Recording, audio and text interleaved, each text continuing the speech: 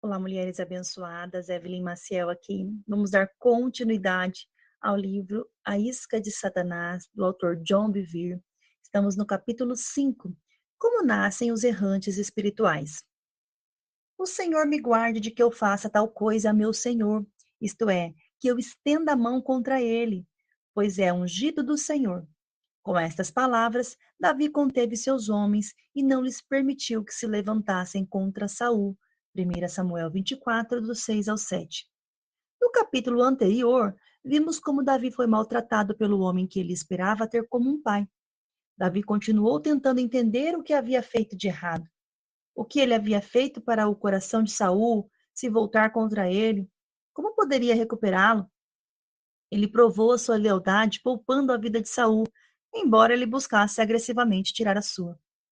Ele clamou a Saul, com sua cabeça voltada para o chão, dizendo: Vê que não há em mim nem mal nem rebeldia, e não pequei contra ti. Quando Davi viu que havia demonstrado sua lealdade ao seu líder, sua mente foi aplacada. Mais tarde, ele soube de notícias ainda mais devastadoras.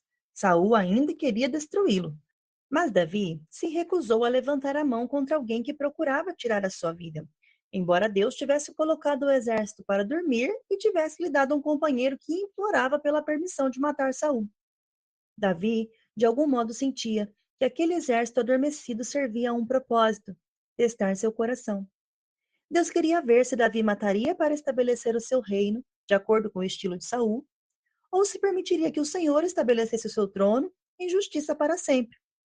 Não vos vinguei a vós mesmos, amados, mas dai lugar à ira, porque está escrito: A mim me pertence a vingança, eu é que retribuirei, diz o Senhor. Romanos 12, verso 19. É justo Deus vingar os seus servos. É injusto os servos de Deus se vingarem. Saul foi um homem que se vingava. Ele perseguiu Davi, um homem honrado, durante 14 anos e assassinou os sacerdotes e suas famílias. Quando Davi observou Saul dormindo, ele passou por um teste importante. Esse teste revelaria se Davi ainda tinha o coração nobre de um pastor ou a insegurança de outro Saul. Será que ele continuaria sendo um homem segundo o coração de Deus? A princípio, é muito mais fácil tomarmos os assuntos em nossas próprias mãos em vez de esperarmos um Deus justo. Deus testa seus servos com a obediência. Ele nos coloca deliberadamente em situações onde os padrões da religião e da sociedade parecem justificar as nossas atitudes. Ele permite que outros, principalmente aqueles que estão próximos a nós, nos incentivem a nos protegermos. Podemos até pensar que seria uma atitude nobre se nos vingássemos e que isto protegeria outros, mas este não é o jeito de Deus. Esse é o jeito da sabedoria do mundo. Ela é terrena e carnal. Quando penso na oportunidade que tive de expor o líder que estava acima de mim, lembro-me de ter lutado com o pensamento de que ele poderia ferir outros se não tivesse suas atitudes expostas. Eu ficava pensando, só estarei relatando a verdade. Se eu não fizer isto, como isto acabará? Eu era incentivado por outros a expor o comportamento daquele homem. Hoje, porém, sei que Deus me deu aquela informação por uma razão, para me testar. Eu iria me tornar como o homem que procurava destruir? Ou permitiria o juízo e a misericórdia de Deus caso o homem se arrependesse? Como Deus pode usar líderes corruptos? Muitas pessoas perguntam: por que Deus coloca pessoas sob a autoridade de líderes que cometem erros graves e até de líderes maus? Veja a infância de Samuel, em 1 Samuel, capítulos 2 a 5. Deus, e não o diabo, foi aquele que colocou este jovem sob a autoridade de um sacerdote corrupto chamado Eli e de seus dois filhos, Ofni e Finéias, que também eram sacerdotes e muito mais corruptos que seu pai. Eles tiravam as ofertas por meio de manipulação e através da força, e praticavam fornicação com as mulheres que se reuniam à porta do tabernáculo. Você pode imaginar se estivesse servindo a um ministro que vivesse esse tipo de vida? O ministro que fosse tão insensível às coisas do espírito que não conseguisse reconhecer quando uma mulher estava em oração e a acusasse de estar bêbada? Alguém tão carnal que estava grosseiramente acima do peso? Alguém que fazia tantas concessões com o pecado a ponto de não fazer nada a respeito de seus filhos, a quem havia indicado como líderes, que estavam praticando fornicação dentro da igreja? A maioria dos cristãos de hoje se ofenderia e procuraria outra igreja, contando aos outros ao saírem sobre o estilo de vida imoral de seu antigo pastor e de seus líderes. Em meio a tanta corrupção, ficou encantado com o relato do que o jovem Samuel fazia. O jovem Samuel servia ao Senhor perante Eli. 1 Samuel 3:1. Mas a corrupção teve o seu efeito adverso. Naqueles dias, a palavra do Senhor era muito rara, as visões não eram frequentes. 1 Samuel 3:1. Deus parecia distante de toda a comunidade hebraica. A lâmpada de Deus estava para se apagar no templo do Senhor. Mas Samuel foi procurar outro lugar para adorar? Ele foi procurar os anciãos para expor a maldade de Eli e de seus filhos? Ele formou um comitê para colocar Eli e seus filhos para fora do pastorado? Não, ele ministrava ao Senhor. Deus havia colocado Samuel ali. Ele não era responsável pelo comportamento de Eli ou de seus filhos. Ele havia sido colocado sob a autoridade deles, não para julgá-los, mas para servi-los. Ele sabia que Eli era servo de Deus e não dele. Ele sabia que Deus era totalmente capaz de tratar com os seus. Os filhos não corrigem os pais, mas é dever dos pais treinar e corrigir os filhos. Devemos lidar com aqueles que Deus nos deu para treinar e confrontá-los. Esta é a nossa responsabilidade. Devemos incentivar e exortar aqueles que estão no nosso nível como irmãos e irmãs. Mas neste capítulo, assim como no anterior, estou tratando da nossa reação àqueles que se encontram em posição de autoridade sobre nós. Samuel serviu ao ministro nomeado por Deus da melhor forma que podia, sem a pressão de ter de julgá-lo ou corrigi-lo. A única vez que Samuel disse uma palavra de correção foi quando Eli procurou por Samuel e lhe perguntou qual a profecia que Deus havia lhe dado na noite anterior. Mas, mesmo naquela ocasião, não foi uma palavra de correção vinda de Samuel, mas de Deus. Se mais pessoas se apropriassem dessa verdade, as nossas igrejas seriam diferentes. Igrejas não são lanchonetes. Hoje em dia, os homens e mulheres abandonam as igrejas imediatamente quando veem algo de errado com a liderança. Talvez seja a forma como o pastor tira as ofertas. Talvez seja a maneira como o dinheiro é gasto. Se não gostam do que o pastor prega, eles vão embora. Ou ele não é acessível, ou é íntimo demais. A lista é interminável. Em vez de enfrentarem as dificuldades e manterem a esperança, eles fogem para onde parece não haver conflitos. Vamos encarar a verdade. Jesus é o único pastor perfeito. Então, por que fugimos das dificuldades da igreja em vez de enfrentá-las e superá-las? Quando não atacamos esses conflitos de frente, em geral saímos ofendidos. Às vezes dizemos que o nosso ministério profético não foi bem recebido, então vamos de igreja em igreja procurando um lugar que tenha uma liderança impecável. Desde os últimos 14 anos até o dia de hoje em que escrevo este livro, fui membro de apenas 2 igrejas em 2 estados diferentes. Tive mais de 2 oportunidades, na verdade diversas, de me sentir ofendido com a liderança que estava acima de mim. A maioria das quais, devo acrescentar, foram causadas por minha própria culpa ou imaturidade. Tive a chance de me tornar crítico e julgador para com a liderança, mas ir embora não era a solução.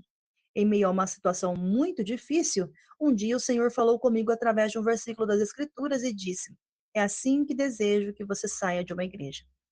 Saireis com alegria e em paz sereis guiados. Isaías 55, verso 12. A maioria das pessoas não vai embora desta maneira. Elas acham que igrejas são como lanchonetes, acham que pode escolher o que gostam. Elas se sentem livres para ficar desde que não haja problemas, mas isto não está de acordo com o que a Bíblia ensina. Não são vocês que escolhem que igreja devem frequentar. É Deus quem faz isto. A Bíblia não diz, mas Deus dispôs os membros, colocando cada um deles no corpo, como aprouve a eles. Ao contrário, a Bíblia diz, mas Deus dispôs os membros, colocando cada um deles no corpo, como lhe aprouve. 1 Coríntios 12, 18, com ênfase do autor. Lembre-se que se você está no lugar onde Deus quer que você esteja, o diabo tentará ofendê-lo para fazer com que você saia. Ele quer desarraigar os homens e mulheres do lugar onde Deus os plantou. Se ele puder fazer com que você saia, então ele teve êxito. Se você não se mover, mesmo em meio a grandes conflitos, estragará os planos dele.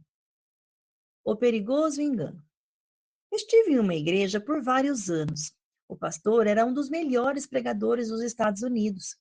Quando comecei a frequentar aquela igreja, eu me sentava com a boca aberta, impressionado com o ensino bíblico que saía da sua boca. Com o passar do tempo, por causa de minha posição servindo ao pastor, passei a estar próximo bastante para ver as suas falhas. Eu questionava algumas de suas decisões ministeriais, passei a criticá-lo e julgá-lo, e a ofensa se instalou. Ele pregava e eu não sentia nenhuma inspiração nem unção. Sua pregação já não ministrava ao meu coração. Outro casal que era amigo nosso e que também fazia parte da equipe parecia estar tendo o mesmo discernimento. Deus os enviou para fora da igreja e eles iniciaram o seu próprio ministério. Eles pediram que fôssemos com eles. Eles sabiam da dificuldade que estávamos passando. Eles nos incentivaram a seguirmos em frente com o chamado para as nossas vidas. Eles nos contavam todas as coisas que aquele pastor, sua esposa e a liderança estavam fazendo errado. Nós nos lamentávamos juntos, sentindo-nos sem esperança e presos em uma armadilha. Eles pareciam sinceramente preocupados com o nosso bem-estar, mas a nossa conversa apenas alimentava o fogo da insatisfação e a ofensa dentro de nós. Como Provérbios 26:20 ilustra, sem lenha, o fogo se apaga, e não havendo maldizente, cessa a contenda. O que eles estavam nos dizendo podia ser verdadeiro, mas estava errado aos olhos de Deus porque estava acrescentando lenha ao fogo da ofensa, tanto neles quanto em nós. Sabemos que você é um homem de Deus, eles me disseram. É por isso que você está tendo os problemas que está tendo neste lugar. Aquilo soava bem. Minha mulher e eu dissemos um ao outro: é isto. Estamos em má situação. Precisamos sair. Esse pastor e sua esposa nos amam. Eles nos pastorearão. As pessoas da igreja deles nos receberão, assim como o ministério que Deus nos deu. Deixamos a nossa igreja e começamos a frequentar a igreja daquele casal, mas somente por alguns poucos meses. Embora tivéssemos fugido do nosso problema, percebemos que ainda havia alguma dificuldade. Nossos espíritos não tinham alegria. Estávamos presos ao medo de nos tornarmos aquilo que havíamos acabado de abandonar. Parecia que tudo o que fazíamos era forçado e antinatural. Não conseguíamos nos encaixar no fluir do espírito. Agora, até o nosso relacionamento com o novo pastor e sua esposa estava estremecido. Finalmente, entendemos que devíamos voltar à nossa igreja. Quando fizemos isso, imediatamente soubemos que estávamos de volta à vontade de Deus, embora tivesse parecido que seríamos mais aceitos e amados em outro lugar. Então Deus me chocou quando disse: John, eu nunca lhe disse para deixar esta igreja. Você a deixou por estar ofendido. Não foi culpa do outro pastor nem de sua esposa, mas nossa. Eles entenderam a nossa frustração e estavam tentando solucionar os mesmos problemas no coração deles também. Quando você está fora da vontade de Deus, você não será uma bênção, nem será auxílio em nenhuma igreja. Quando você está fora da vontade de Deus, até os bons relacionamentos ficarão estremecidos. Nós estávamos fora da vontade de Deus.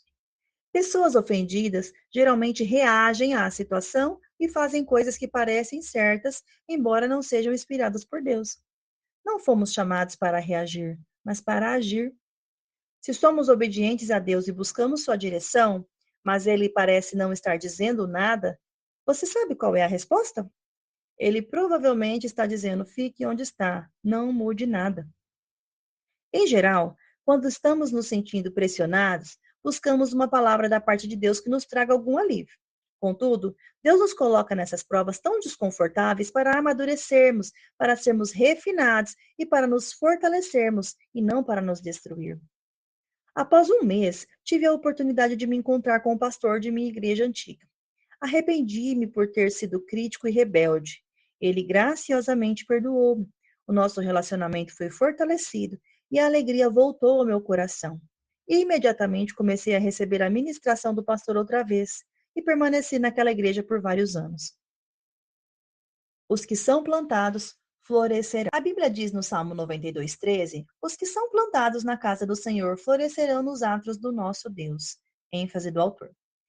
Observe que aqueles que florescerão são plantados na casa do Senhor. O que acontece a uma planta se você mudá-la de vaso a cada 3 semanas? A maioria sabe que o sistema de raízes dela diminuirá e ela não irá florir nem crescer. Se você continuar mudando, a planta morrerá de choque. Muitas pessoas vão de igreja em igreja, de uma equipe ministerial a outra, tentando desenvolver o seu ministério. Se Deus as coloca em um lugar onde não são reconhecidas e encorajadas, elas ficam facilmente ofendidas. Se não concordam com o modo como alguma coisa é feita, elas se ofendem e vão embora, culpando a liderança.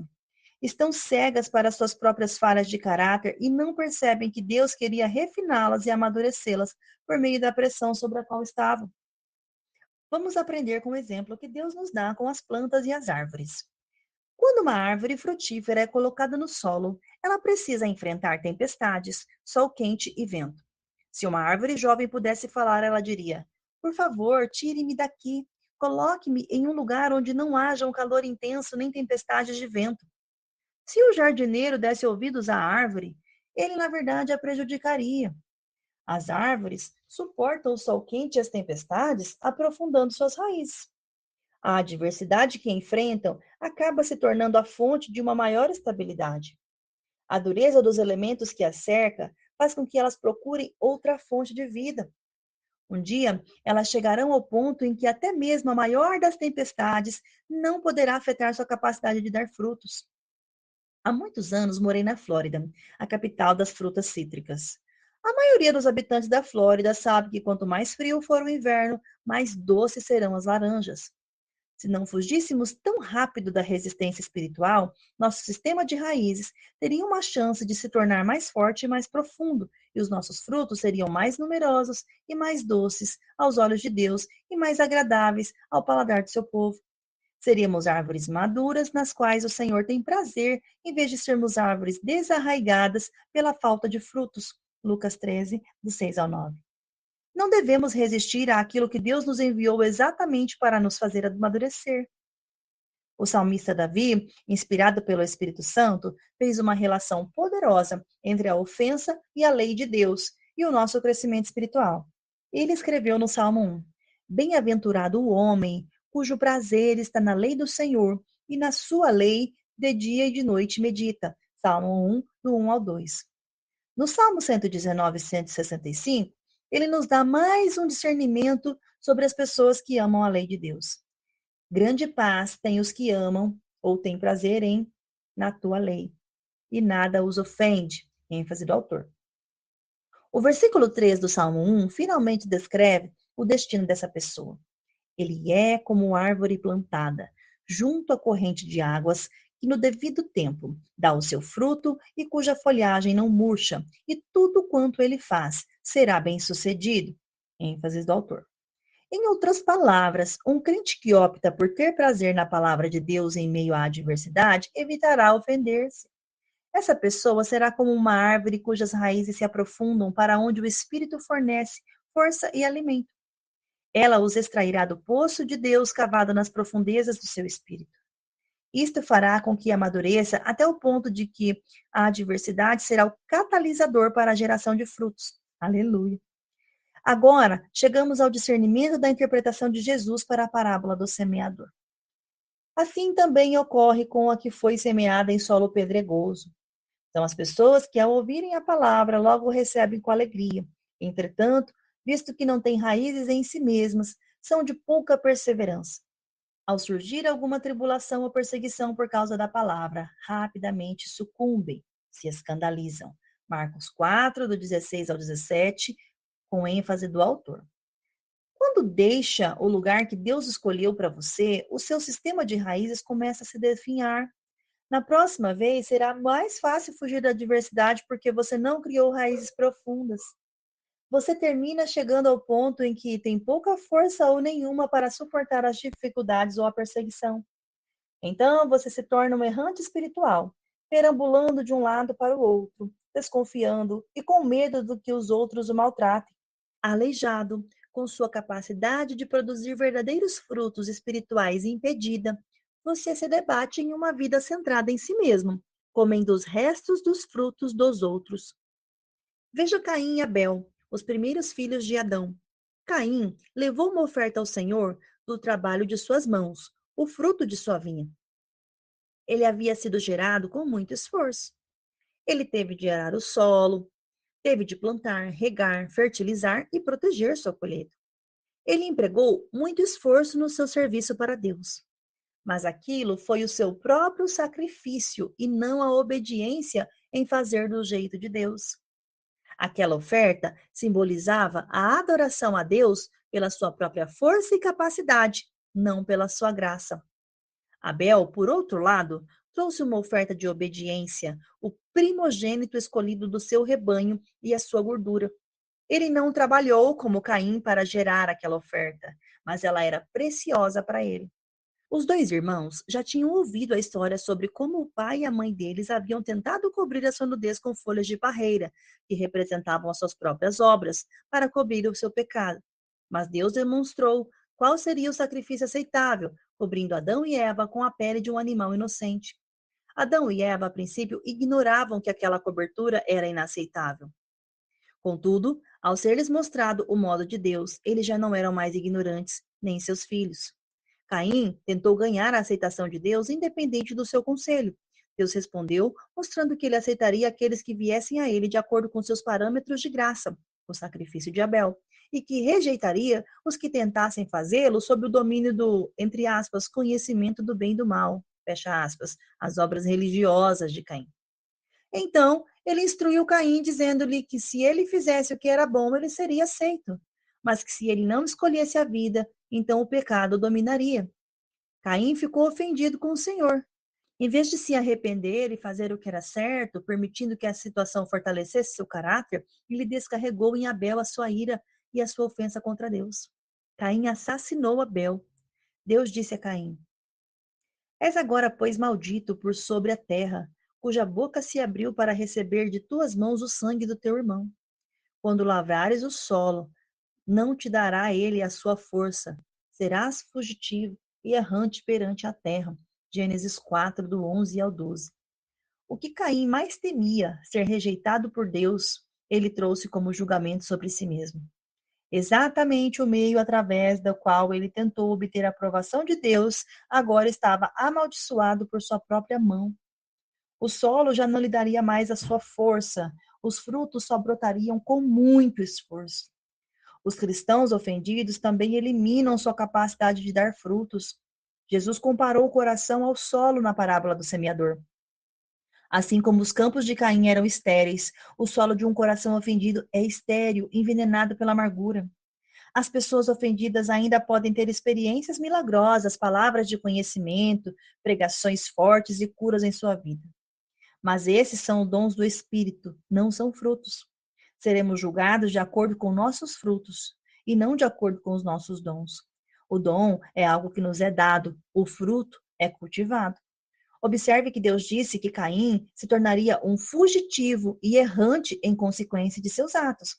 Existem inúmeros fugitivos e errantes espirituais em nossas igrejas atualmente.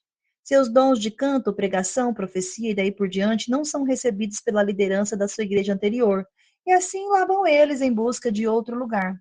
Correm sem rumo e carregam consigo uma ofensa, procurando aquela igreja perfeita que receberá seus dons e curará suas feridas. Eles se sentem esgotados e perseguidos. Sentem-se como se fossem Jeremias nos dias atuais. Trata-se de só eles e Deus, com todos os outros contra eles. Tornam-se pessoas impossíveis de receber ensinamento. Passam a ter o que eu chamo de complexo de perseguição. Todos estão contra mim. Eles se consolam dizendo que são um santo ou um profeta de Deus que é vítima de perseguição. Desconfiam de todos. Foi exatamente isso que aconteceu com Caim. Veja o que ele diz: serei fugitivo e errante pela terra. Quem comigo se encontrar, me matará. Gênesis 4:14. Veja que Caim tinha complexo de perseguição. Todos estavam contra ele. O mesmo acontece hoje. Pessoas ofendidas acreditam que todos estão contra elas. Com esta atitude, é difícil verem as áreas de sua vida que precisam de mudança. Elas se isolam e reagem de uma maneira que é um convite ao abuso. O solitário busca o seu próprio interesse e insurge-se contra a verdadeira sabedoria. Provérbios 18:1. Deus não nos criou para vivermos separados e independentes uns dos outros. Ele gosta quando seus filhos cuidam e sustentam uns aos outros. Ele fica frustrado quando ficamos de mau humor e sentimos pena de nós mesmos, achando que todos os outros são responsáveis pela nossa felicidade. Ele quer que sejamos membros ativos da família, ele quer que extraiamos a nossa vida dele.